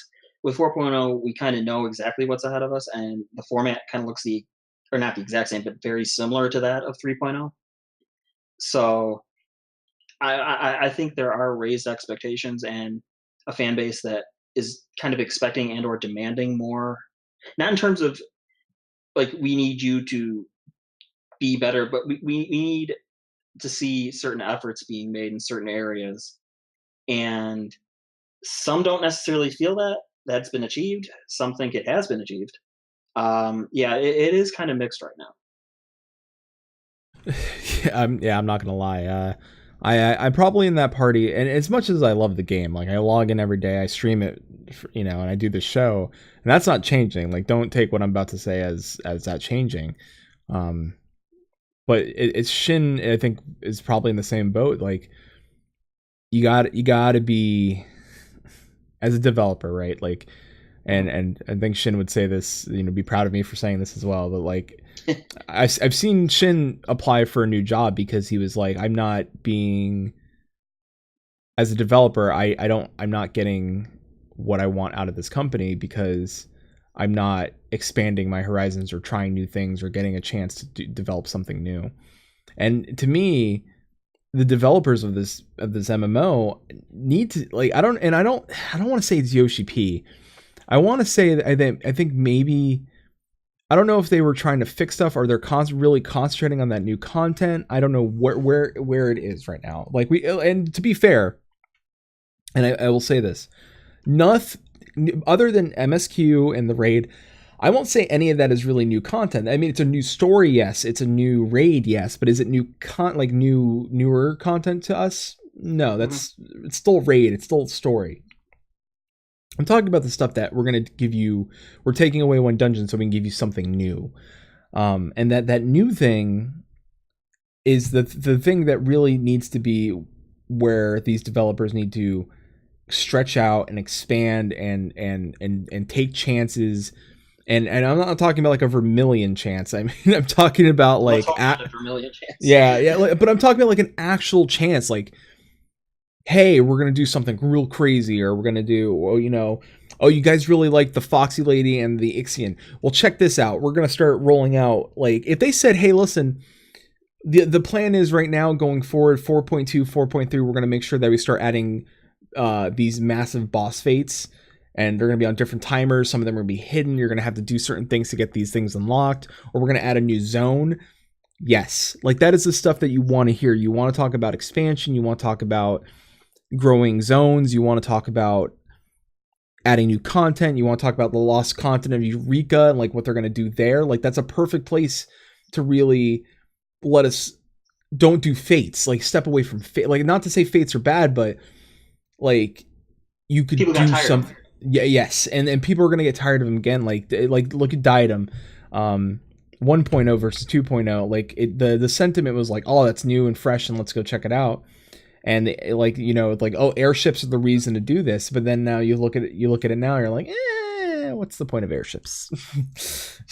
guess we can go send them out to go grab stuff, I guess. Yeah, they really didn't develop the whole airship thing as well as they could have. I mean, you could have had airship battles or something like that, and we never got that. Never, and we never did.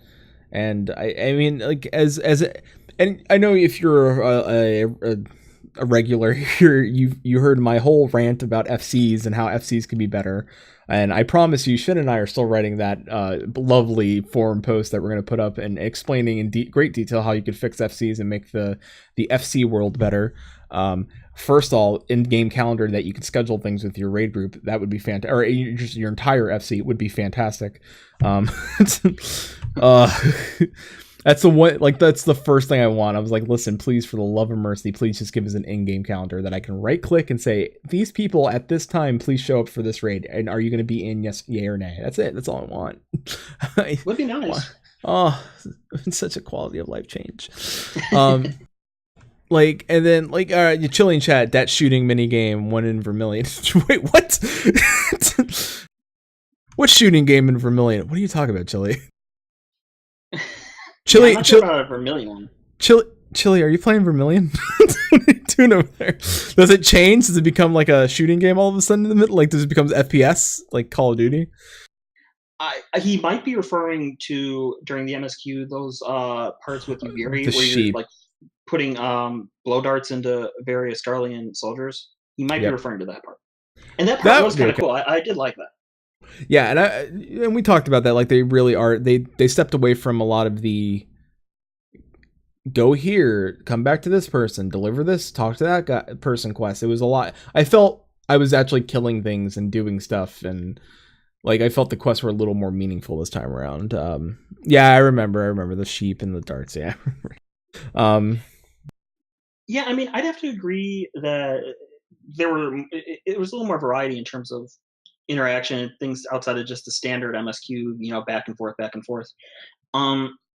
In terms of sentiment, I actually kind of disagree with you a little bit on this one. I find myself wanting to come back every day, play as much as I can, because there's so much to do even right now. I mean, you know, part of it's because I have a bunch of alts and, you know, I play forever on those.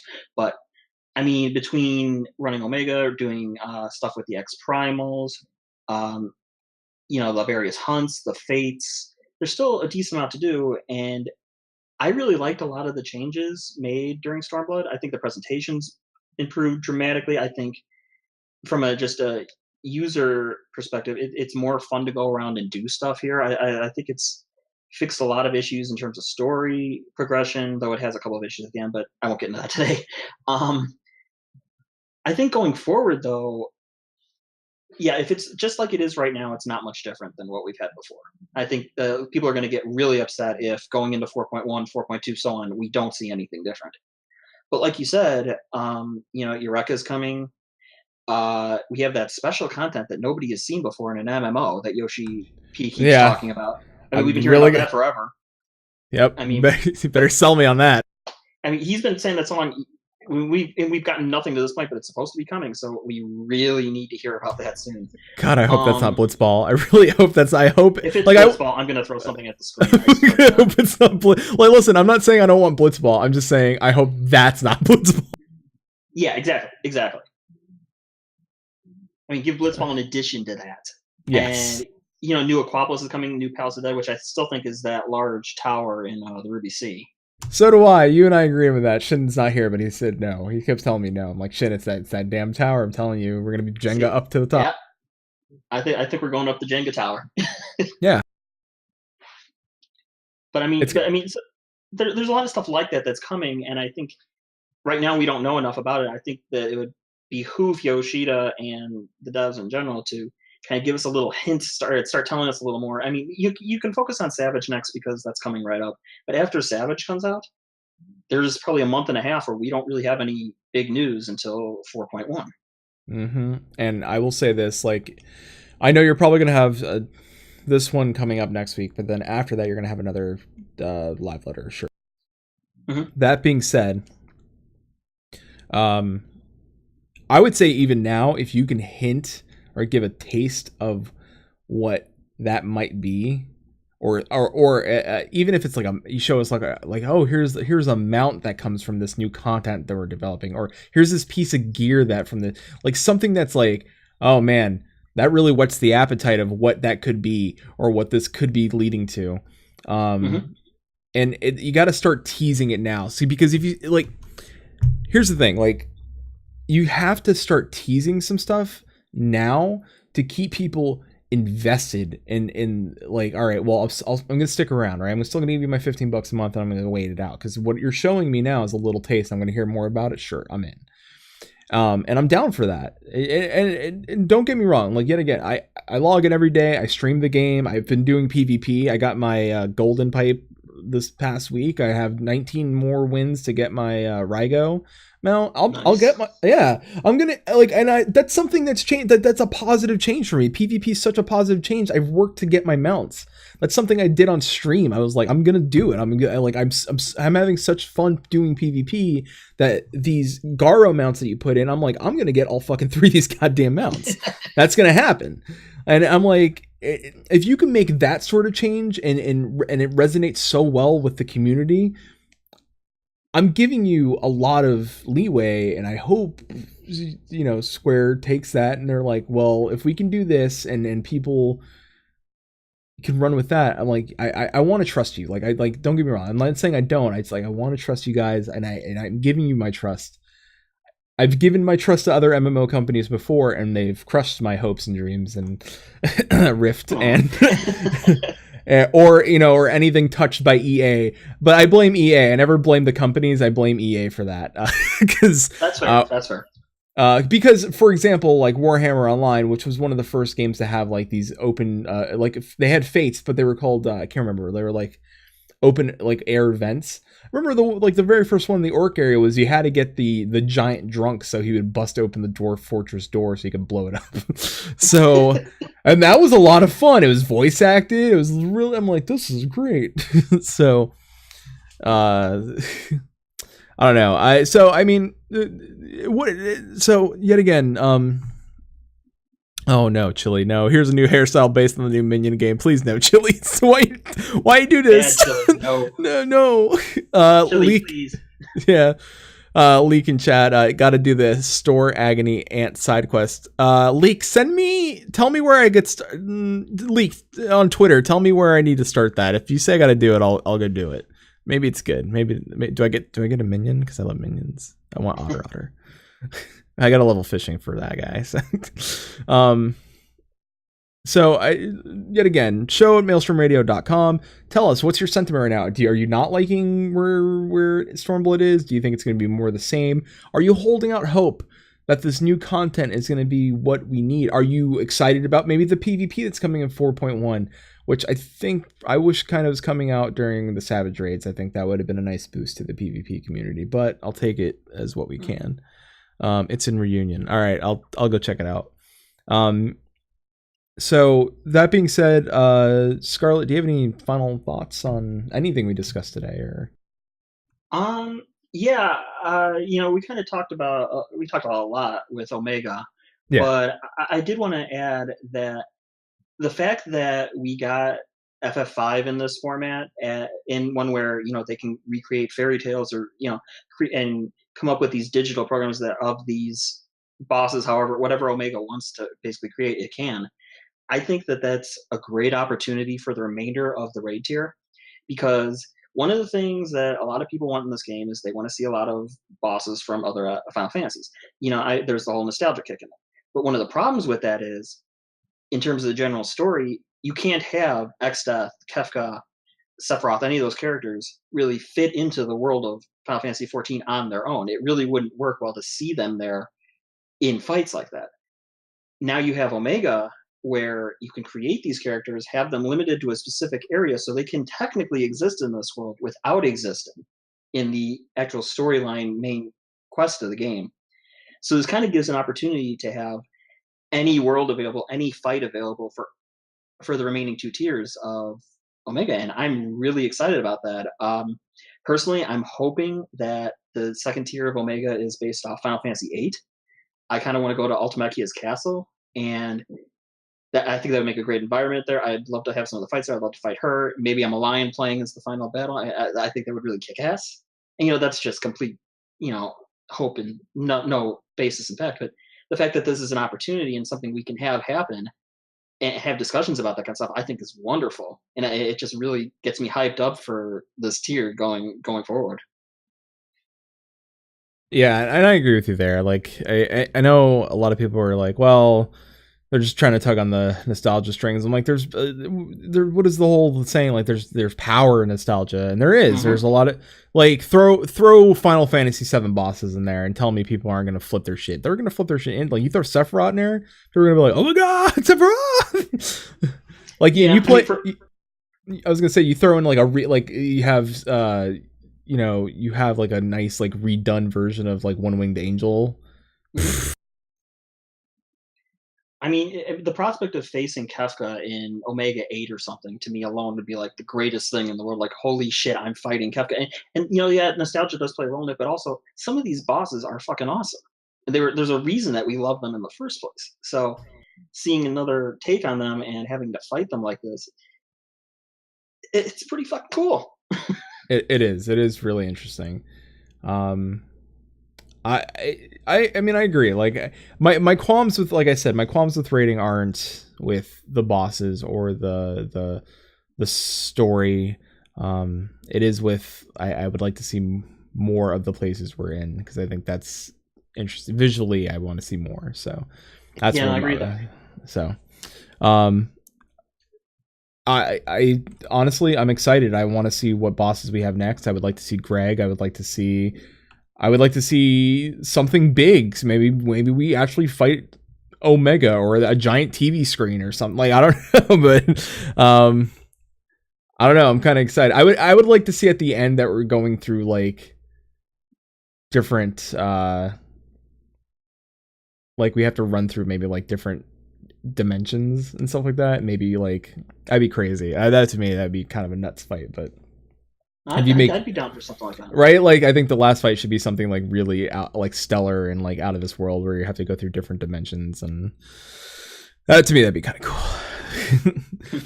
It's like the ending scene in Hackers, where they're like sending like Cookie Monster, and like they're trying to figure it out, and they're like, it's just me on the Hackers movie. It's just me. It was me all along. Yeah, it's just me in the 90s. That's it. All right. Well, I think that's all we have here today for Maelstrom Radio. I want to thank Scarlett for coming on and joining me for doing the show. I'm sorry Shin wasn't here. Shin wasn't watching. He's actually his friends in the Bay Area that he hasn't seen in a long time. So I'm completely okay with that. If anybody deserves a break and a weekend and some time away from doing stuff, it's Shin. So, yeah, I mean, hopefully next time I'll be able to come on again sometime, and Shin will be on there as well, and we can all have a nice long discussion about Omega's second tier. Oh yeah, for sure. And then Shin will tell you about like why a developer can and cannot do things. My favorite part is when I tell him like, hey, it'd be cool if they did this, and he's like, well, development wise, they probably can't do that, and then they do it, and he's like, damn it, you're right. I was like, proved you wrong. Take that, developer. Oh yeah. Pew pew pew. Throw finger guns. All right. Thank you so much. So, real quick, I do want to give yet again, Scar. Where can they find you? What I hear. I mean, have you done anything about your podcast? Anything yet about that? You want to talk a little about the podcast thing? That's still in progress. I'm still working on that a little bit. That will happen eventually. It is going to happen, but I got some things I got to take care of first before I can get to that. Of course. But in terms of where to find me, I can be found on Twitter, Twitch, Scar_LIT. So if you want to chat with me anytime, send me a tweet, message me in Twitch or chat, wherever. Happy to talk to anybody, especially if it's about FF14. So, give me a shout out. So that brings us to the end of the show. But real quick before I go, I want to give yet again another shout out for Scarlett for joining me and co-hosting with me today. Chili, I want to give a shout out to Chili. He was gonna I was gonna ask him as well, but Chili did like 3 podcasts this weekend, and he's currently editing one of his shows. So I told Chili to take the day off to just play some Dragon Ball Z fighting games and maybe edit a podcast himself. And of course, I want to thank Shin, who's not here, but he's enjoying a plate that's on fire, eating sushi. That I'm not sure how that works, but yet again, if you can go to the GoFundMe.com/Sin Apparent Relief Fund. Like I said, share, subscribe, do something good when you hear this. And also I wanted to give a shout out to you, Flatus, for having me on. I really appreciate that. Oh, you're welcome. I would feel so bad if we went through this entire episode and I didn't say anything. I'd be like, oh my god, he's such an asshole. He didn't even thank me. No, I'm thanking you right here, man. Oh, thanks, man. I appreciate it. That's okay. Listen, I just assume everybody thinks I'm an asshole until they talk to me. They're like, no, he's actually an asshole. Well, we can think you're an asshole, but we can also like you at the same time. It's kind of a love-hate, I love to hate relationship type thing. It works. Yeah, what am I, chaotic good? That's probably where I'm at. What did I say to Kosel or Sam on Twitter? I was like, I seem chaotic evil, but honestly, in real life, I'm chaotic good. Let's put it that way. That works. So, real quick, I want to... So you guys listen, I am so, yet again, deeply thankful for all the support we've been getting. The fact that people are going out and listening and finding our show and mentioning us before other podcasts. I'm not trying to say that we're better than anyone else, but when we're said, hey, listen, I found Limit Break Radio and Maelstrom Radio, my heart was like, oh, I got lightheaded. I had to go take a sit. I was like, I can't. My heart so weak. So before I do that, I'm going to give you out the show promotion. You can find us here Mondays at 8 p.m. Eastern, 5 Pacific. Today was a special episode, so we can get Scarlett on the show. Tomorrow, you're probably going to be like, what are you going to do tomorrow at 8 o'clock Eastern, 5 Pacific? I may stream. I may do a fireside chat. We have a fire pit by the FC House. Maybe I'll tell you about, I do a mini episode of Maelstrom Radio and tell you about how we almost weren't. That's an interesting story. We almost weren't 44 episodes deep.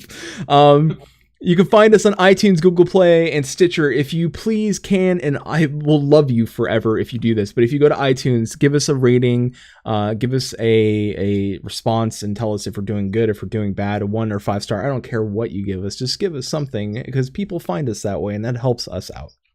Same with Google Play. Give us a thumbs up or whatever their system is. Shin knows more about their system than I do, because I don't. And then there's Stitcher. You can find us there as well. Do us one more thing. I promise. I never ask for your money, but if you do donate to us, that's fantastic, and I will stream always for you. But if you can't donate to us, and I completely understand, I'm not going to ask you to do that. What I will ask you to do is that you take time, and if you think you have a friend that's in your FC, if you have somebody that plays the game with you, and you're like, hey, listen, I love listening to this show, I think you should listen to Maelstrom Radio too. I told you earlier that word of mouth and power of word is important. Not only I think that it's important to share Cinna's thing, but it's also important to share us, because Shin and I want to grow, and for us to grow, we need more people listening. I think we do a great show, and I would like to share that with more people, because we have a lot of cool stuff coming up, and I'm going to talk a little bit about that now. In the works right now, we have our new Twitch emotes being worked on. I talked to the artist, as my friend Meech. You're gonna see us promote the shit out of his stuff once we get that stuff done. I'll let you guys know now that our 3 emotes are gonna be Johnny Falcon, so that's official. Johnny Falcon, Yugiri's Falcon. Johnny Falcon's gonna be an emote. Toad Rogue, Shin lovingly called Ninja's Toad Rogue, so we're gonna have a Toad Rogue emote, and yep. And last but not least, Great King Moogle Spud will be an official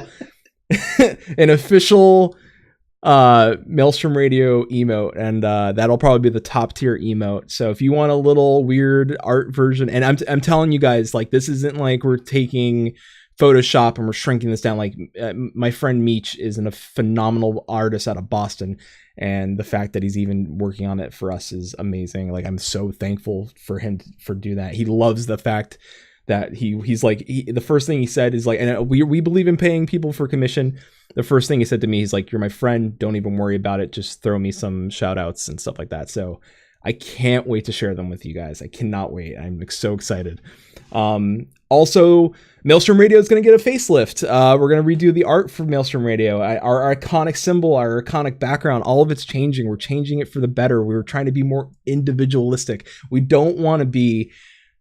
We want to be Final Fantasy 14 podcast, but we don't want to scream Final Fantasy 14 podcast. If that makes any sense, it's weird. But we have our artist that does all this stuff for us is currently trying to mock up designs, and we're gonna look into that. So I'm just trying to give you guys a heads up. If you start to see things change around here, no, it's for the better. The content's not going to change. You're still going to get Shin. You're still going to get me. The jokes are still going to be here. It's still going to be laughs and information and something that we do, but it's all changing. Our episode 50 is coming up. We're going to put something together for that, and also there is a special episode. I do have to contact two guys you may know from the Crucible to help us write it, but put it together. But there's going to be a special episode in game, and that's all I'm going to say.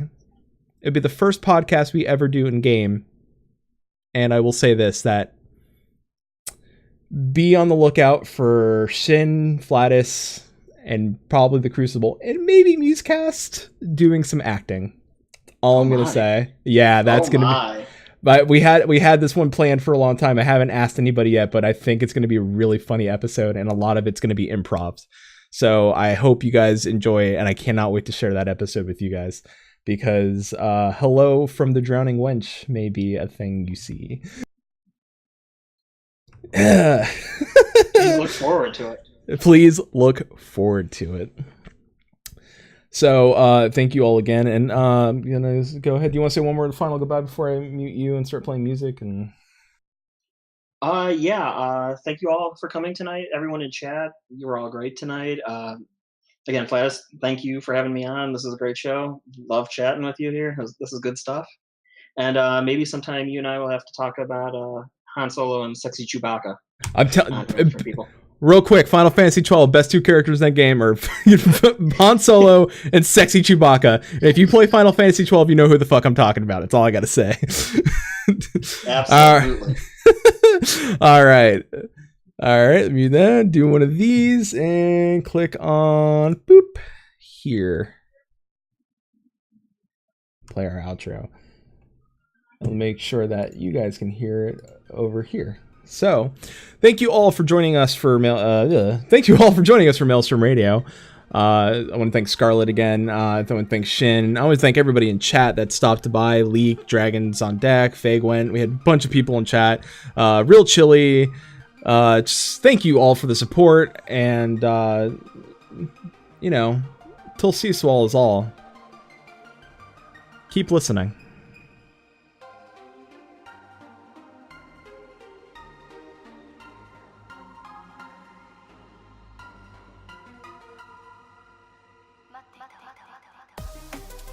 Maelstrom Radio is a production of MaelstromRadio.com and Blackfire Media Productions. Final Fantasy XIV and Eorzea are trademarks of Square Enix.